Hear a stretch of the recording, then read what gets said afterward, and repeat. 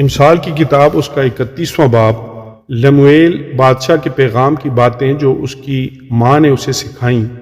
اے میرے بیٹے، اے میرے رحم کے بیٹے، تجھے جسے میں نے نظریں مان کر پایا کیا کہوں؟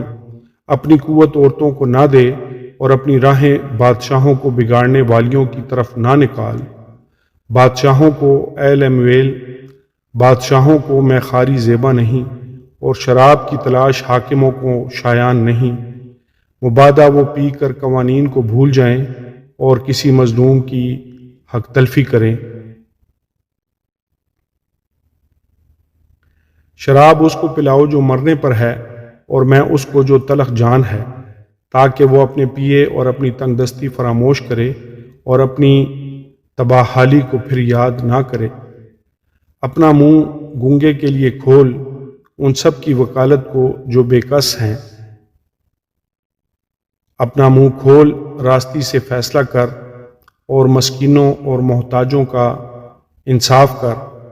نیکوکار بیوی کس کو ملتی ہے، کیونکہ اس کی قدر مرجان سے بھی بہت زیادہ ہے۔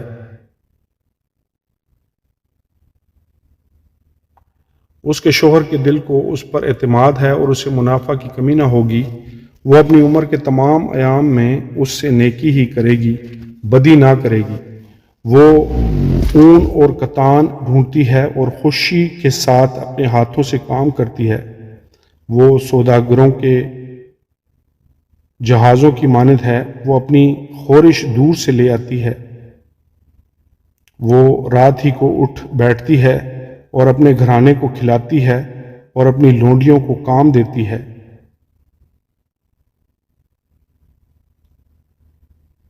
وہ کسی کھیت کی بابت سوچتی ہے اور اسے خرید لیتی ہے، اور اپنے ہاتھوں کے نفع سے پاکستان لگاتی ہے۔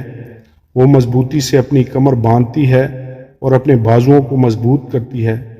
وہ اپنی سوداگری کو سودمند پاتی ہے، رات کو اس کا چراغ نہیں بجھتا۔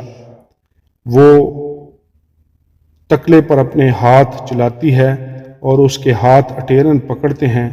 وہ مفلسوں کی طرف اپنا ہاتھ بڑھاتی ہے، ہاں وہ اپنے ہاتھ محتاجوں کی طرف بڑھاتی ہے۔ وہ اپنے گھرانے کے لیے برف سے نہیں ڈرتی، کیونکہ اس کے خاندان میں ہر ایک سرخ پوش ہے۔ وہ اپنے لیے نگارین بالوش بناتی ہے، اس کی پوشاک مہین کتانی اور ارغوانی ہے۔ اس کا شوہر پھاٹک میں مشہور ہے جب وہ ملک کے بزرگوں کے ساتھ بیٹھتا ہے۔ وہ مہین کتانی کپڑے بنا کر بیچتی ہے اور پٹکے سوداگروں کے حوالہ کرتی ہے۔ عزت اور حرمت اس کی پوشاک ہیں اور وہ آئندہ ایام پر ہنستی ہے۔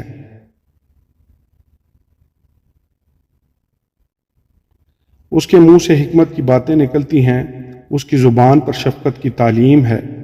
وہ اپنے گھرانے پر بخوبی نگاہ رکھتی ہے اور کاہلی کی روٹی نہیں کھاتی۔ اس کے بیٹے اٹھتے ہیں اور اسے مبارک کہتے ہیں۔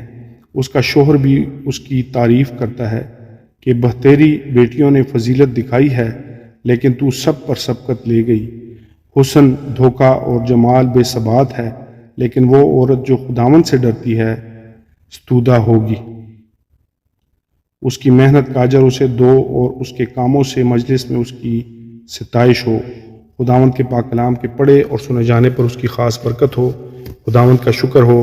آمین اور آمین۔